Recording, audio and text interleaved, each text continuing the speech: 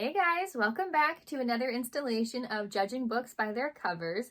Before we get started, I wanted to say if you have subscribed to my channel, thank you so much. I love you all. You guys mean the world to me. If you haven't subscribed, that's okay, but subscribe now. Just hit that subscribe button because you'll get notified when I upload new videos. Totally free. You never know when I might upload new content, so there's no downside. So please subscribe.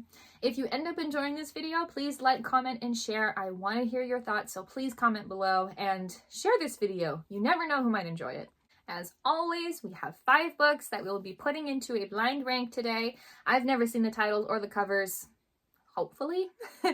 And as I react to them for the first time, I will be placing them into the rank from 1 at the top being I am most likely to take this home without even needing to read the back. That's how much I love the cover. To 5 at the bottom being I don't hate this cover, but I would definitely need to at least read the back before I consider taking it home, and even then, maybe not. But that being said, let's go ahead and dig in. Oh my god, this has to be one of the other books in that trilogy where we've definitely ranked the other 2 books. So the first book that we're looking at today is called Scythe and Sparrow. Now, if I remember correctly, the other books, even though I don't remember their exact titles, also had similar types of titles where it's like one word, and they all involve something of body or possible weapon choices.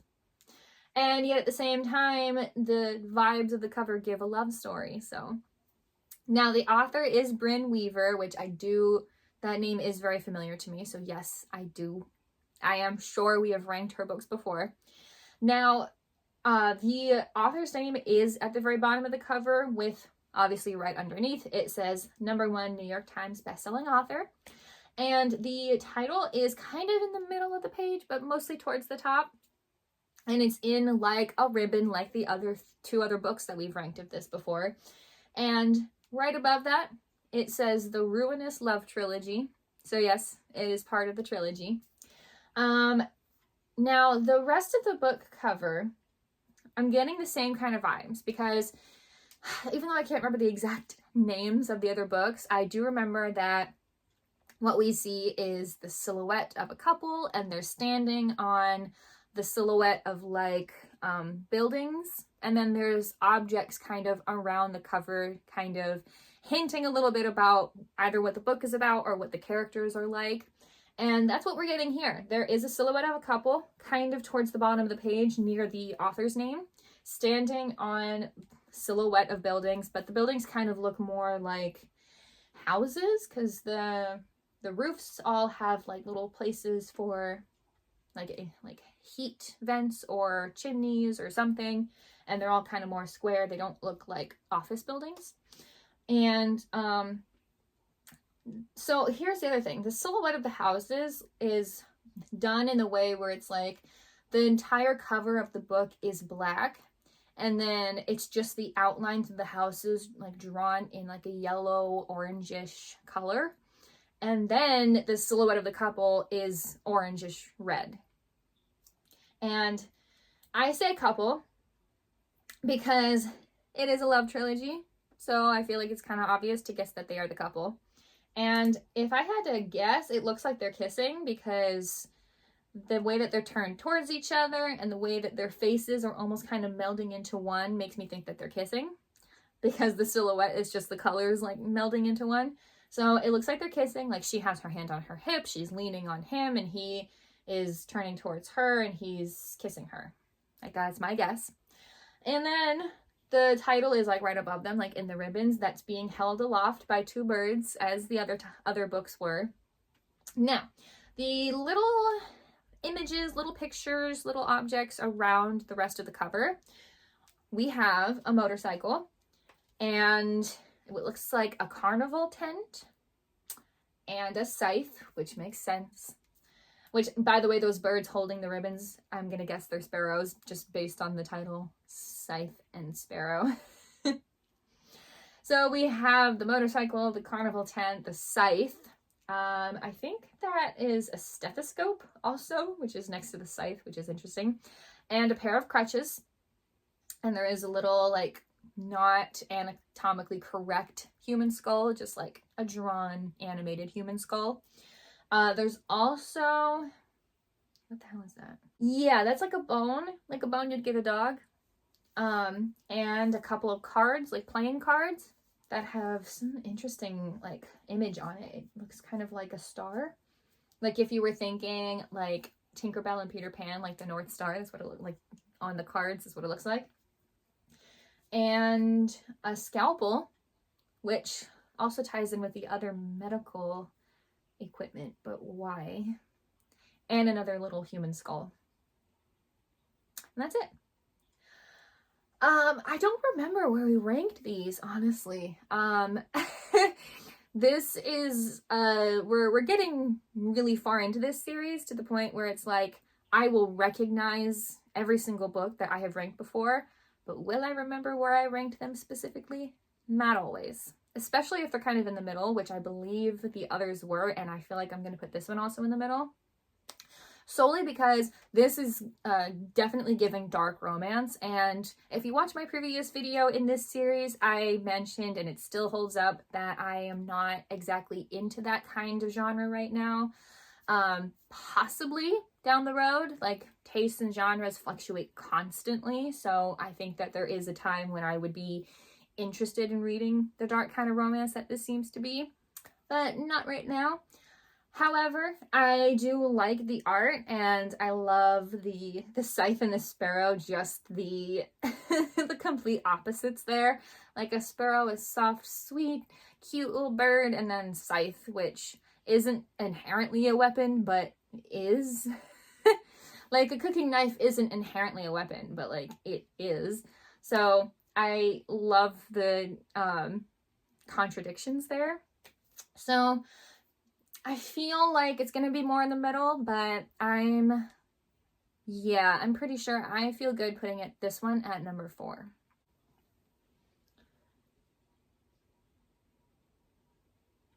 Okay.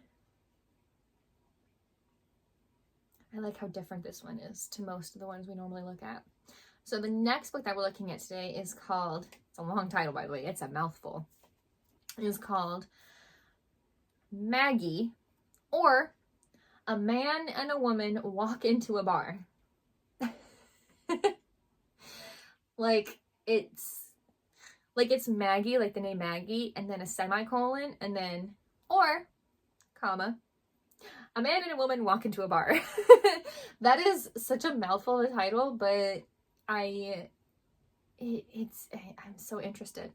And the author is Katie Yee. That's Katie Yee. I want to make sure I did say first and last name. The last name is Yee, so that's why it sounded like that. So there's really not any image or picture on this cover.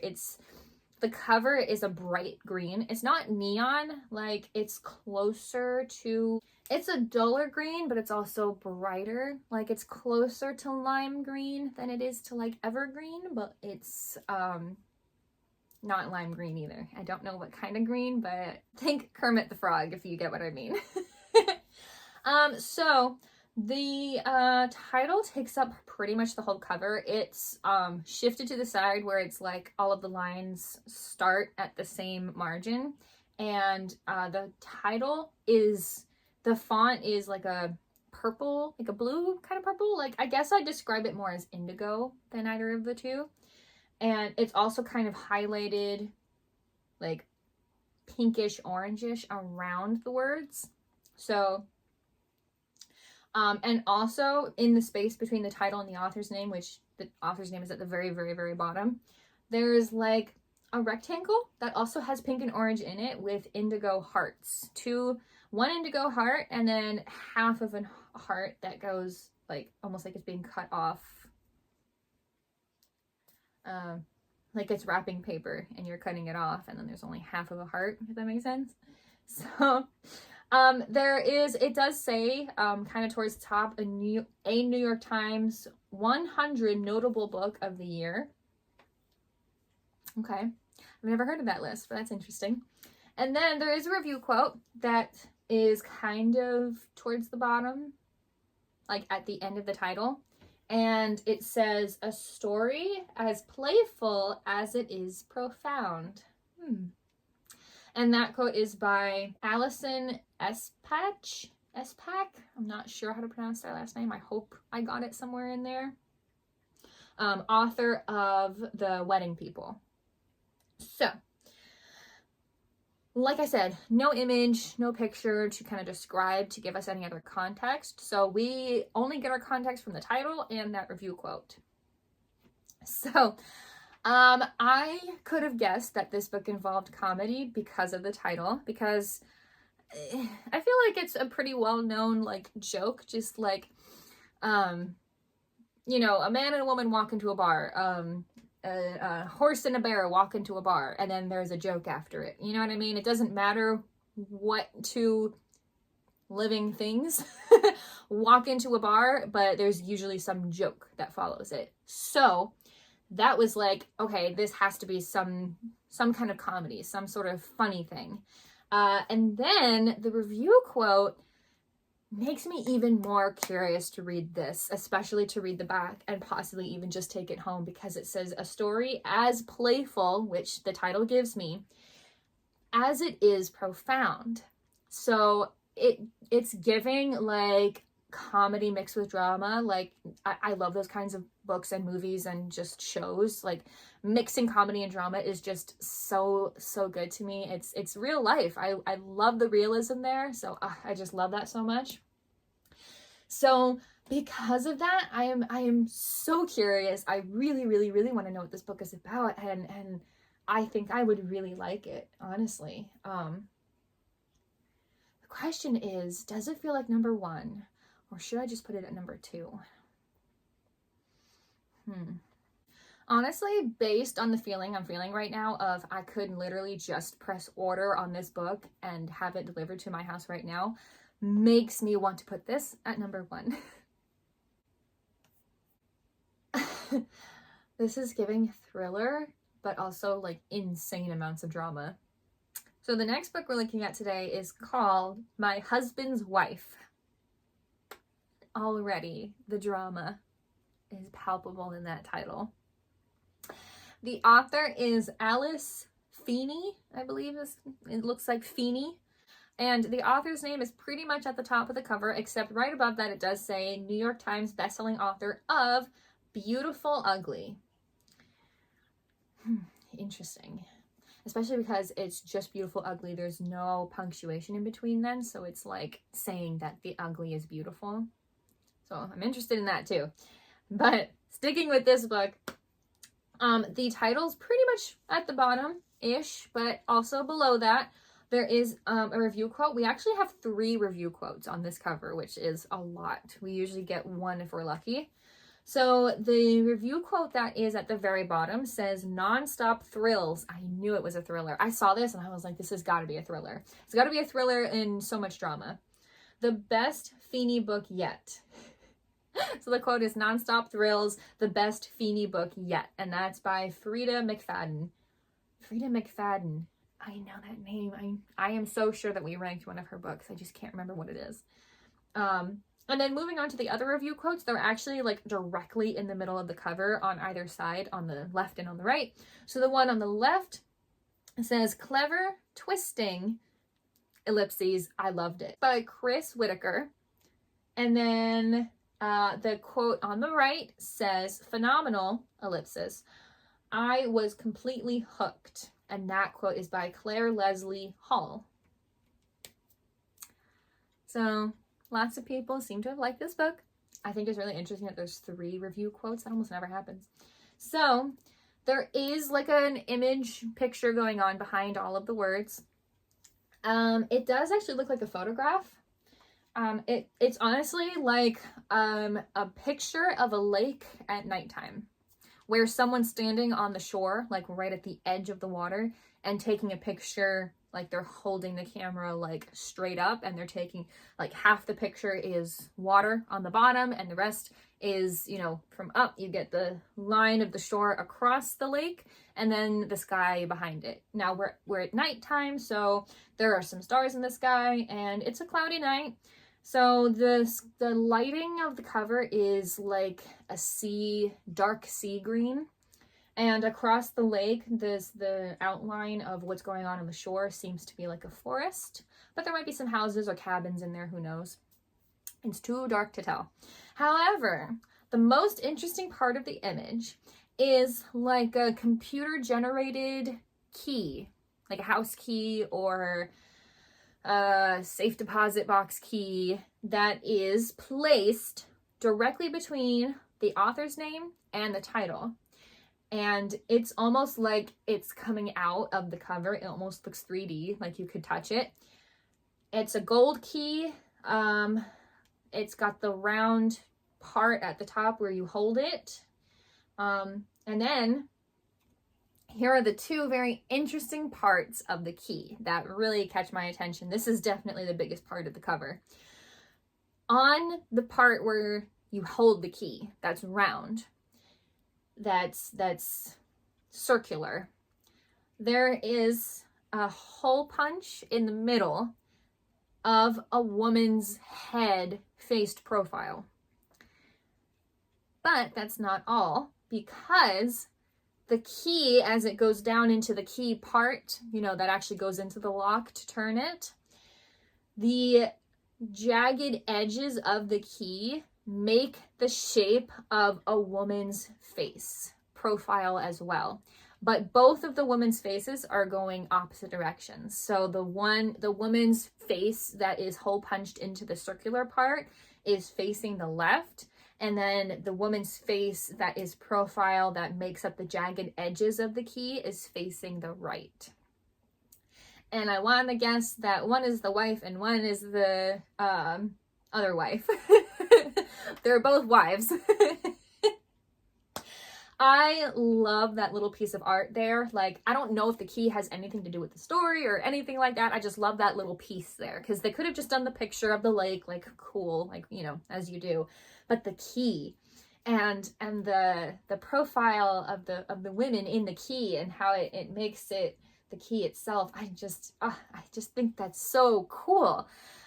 On top of the title just being hilarious and so filled with drama, My Husband's Wife. I'm obsessed. I think, honestly, I'm really glad we put the other one at number 1. This one could easily have been put at number 1, but I am going to put this one at number 2. It just feels like I do want to read the back first. But I am very curious. And so yes, this one goes at number 2. So that means we only have spots 3 and 5 left. So let's see where we put them.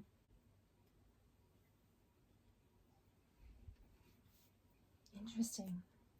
The image is giving me major Hunger Games vibes, but I don't know if that means it's like the Hunger Games. We'll find out. Maybe. Probably not. The next book we're looking at today is called Throne of Nightmares by Kerri Maniscalco. I hope. Kerri Maniscalco. So this is a really funny design choice here, and I can't help but think of that meme. And I'll explain what meme I'm thinking of as soon as I describe what I'm looking at and the design choice.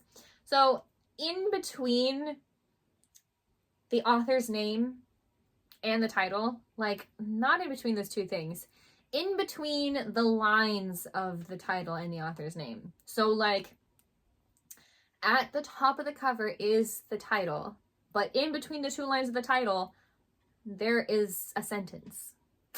It like interrupts the line of the title. So let me put it this way. It says Throne of, and then there's a sentence, and then under that is Nightmares. That sentence, it seems like a tagline, says survive the story or suffer your fate. And then the author's name at the very, very bottom of the cover, it's Kerri, and then underneath her first name is a sentence, and then her last name. And the sentence in between is #1 New York Times bestselling author. But the meme I'm thinking of when I see that design choice is, it's like the woman, it's the white blonde woman who's like getting really mad and yelling at someone, and there's another woman like pulling her away, and she's like yelling and accusing someone and pointing at them like you can't see. And then the second image is a white cat It's like sitting there and saying something. And if you know what I'm talking about, because, you know, the blonde woman would be yelling, "Throne of Nightmares, survive the story or suffer your fate." And the cat would be saying, "Throne of survive the story or suffer your fate, nightmares." And that's all I can think of with this design choice. I don't love that choice. I think it's a little... It's unnecessary. Like, just put the sentence underneath the title, or, you know what I mean? Like, because it makes me think of that meme, and I know I'm not the only one who would think of that. But moving on from the meme, the image that is in the middle, because since, like I said, the title and the author's name take up the opposite ends of the cover, like top and bottom, directly in the middle is a gold bird. And so it's not like a real alive bird, but it's a big gold, possibly phoenix, because it looks really big, bird that has, it's like glowing behind it, and I think I actually see one of its feathers on its head on fire, so phoenix could be correct. And it's got its wings outspread, you know, like it's in mid-flight, and facing us like directly, but its head is to the side. And then around the bird is like, it's like big flowers. I don't think they're roses. I actually don't know what kind of flower these are. I'm not good with guessing. I have no idea what types of flowers there are. I have no idea what they look like. But they're like pink, light purple, lavender, big flowers with lots of petals, basically, around this bird. And the rest of the cover is just black with some of the light that's from behind the bird peeking out at different places of the cover. So this is really interesting. Survive the story or suffer your fate is the tagline, which I do find very cool. That sounds very fantasy, and I do like fantasy, so that does sound very, very cool. The question is, what else could it be about? And that's just the thing, I don't know. So I would definitely need to read more before I just took it home. But I do like the cover, and I do like the possibilities that come with that tagline. So I'm going to put this one at number 3. Which does mean, unfortunately, our last book today goes at number 5. Oh well. Ooh. This cover is actually so pretty.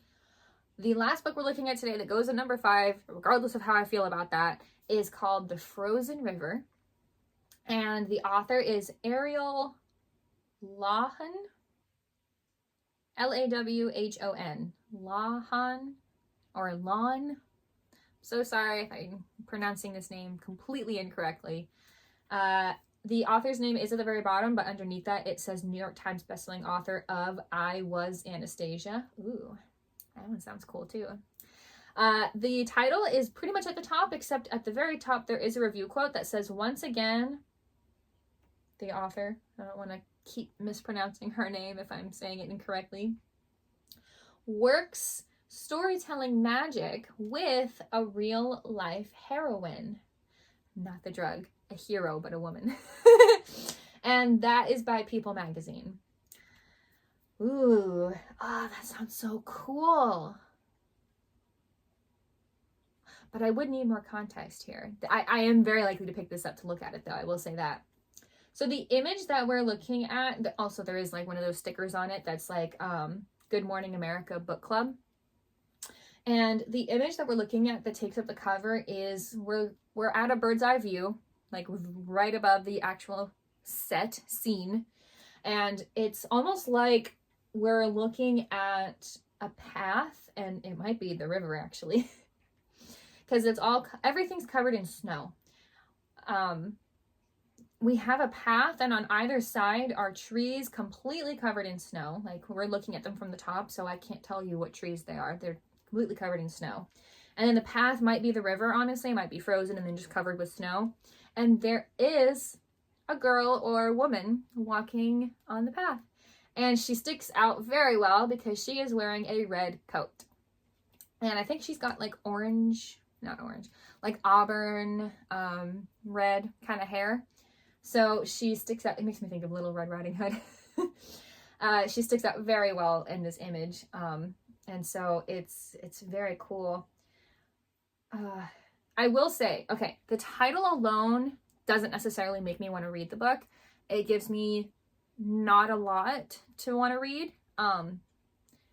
However, the review quote at the top gives me a lot because it's a real life heroine, which that definitely arouses my curiosity. So I do like that. I wish that I could have put this higher, but at the same time, yeah. So I do think I would actually pick up this book and really want to read the back and possibly take it home. And honestly, I don't think I would have placed this at number 5 had I seen all of the books today at once. But it does go at number 5, unfortunately. So that is all for this week's video. Let me know in the comments what you guys think. My personal opinion is I would have switched 4 and 5. I think I'm a lot less likely to read a dark romance right now, but a story about a real life heroine, yeah, I'm gonna read that. So I would switch 4 and 5, but 1, 2, and 3 I'm incredibly happy with. Actually, 1 and 2 could have shared a spot if I could do that. But otherwise, I am incredibly happy with today's rank, besides the last 2. So let me know what you guys think in the comments about today's rank. But that's all for this week's video. Thank you guys so much for watching. I will see you all in the next video.